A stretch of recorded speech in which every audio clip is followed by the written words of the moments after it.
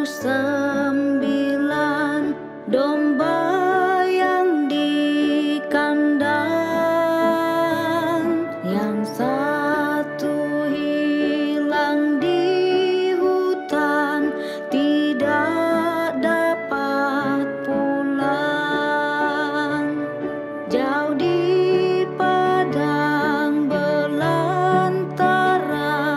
tersesat dari gembalanya, tersesat dari gembalanya. Tuhan, inilah domba-Mu, cukuplah jumlahnya. Tetapi Tuhan berseru, satu hilang sudah. Meski jalan sangat sukar, ku cari Dia sampai dapat, ku cari Dia sampai dapat. Tiada seorang tebusan yang cukup mengerti akan sengsaranya Tuhan selama mencari. Mendengar suara dombanya yang hampir terputus nyawanya, yang hampir terputus nyawanya. Dengarlah Tuhan berseru dari balik lembah, dombaku selamat, marilah denganku bersuka. Seluruh malaikat di surga turut serta bersuka cita, turut serta bersuka cita.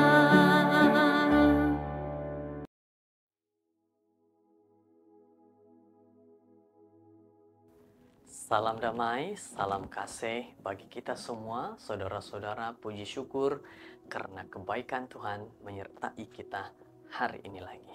Saudara-saudara, mari kita teruskan firman Tuhan ini dengan berdoa.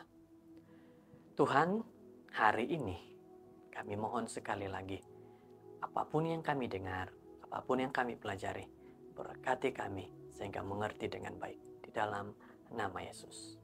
Amin. Saudara-saudara, firman Tuhan pada kali ini merupakan firman Tuhan terakhir bagi bulan Mac. Dan judul firman Tuhan ini adalah kebijaksanaan Tuhan, Mac 31. Apa yang harus kita pelajari daripada tajuk pelajaran kita pada waktu ini? Yeremia 33 ayat 3 berkata, "Berserulah kepadaku, maka aku akan menjawab engkau dan akan memberitahukan kepadamu hal-hal yang besar dan yang tidak terpahami, yakni hal-hal yang tidak kau ketahui." Saudara-saudara, firman Tuhan yang begitu baik berkata, datanglah kepada Tuhan dan Tuhan akan memberitahukan banyak hal yang tidak kita pahami.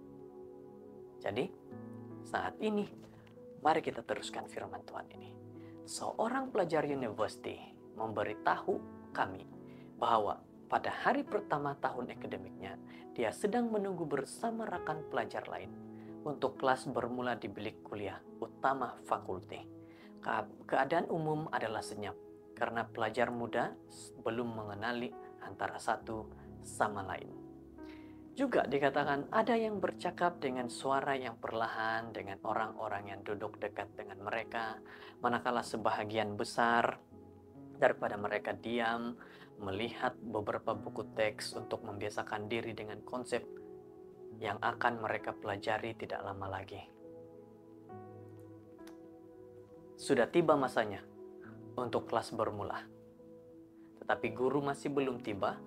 Beberapa pelajar mulai hilang sabar dan bertanya dengan suara lantang, adakah ini kelas yang betul? Adakah ini kelas profesor yang betul? Adakah ini masa yang betul? Adakah kita berada dalam bilik yang betul? Jadi banyak yang bertanya kepada semua murid yang masih baru juga. Karena mungkin sudah terlalu lama dan mereka sudah merasakan buang masa.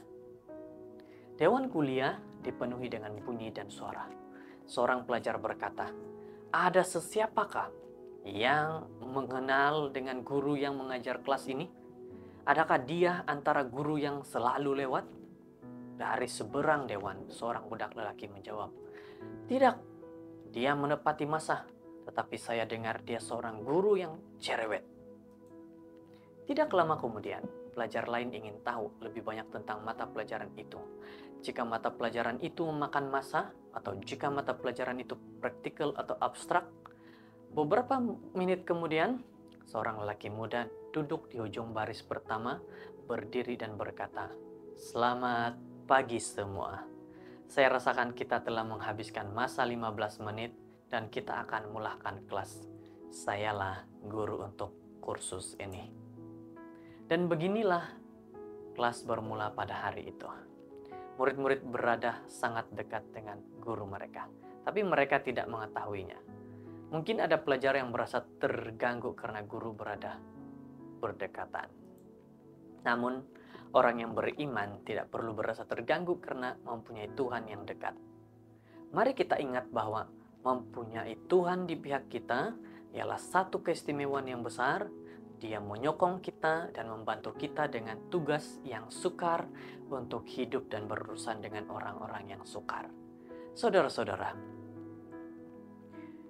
mahukah kita memiliki hidup yang dekat dengan Tuhan?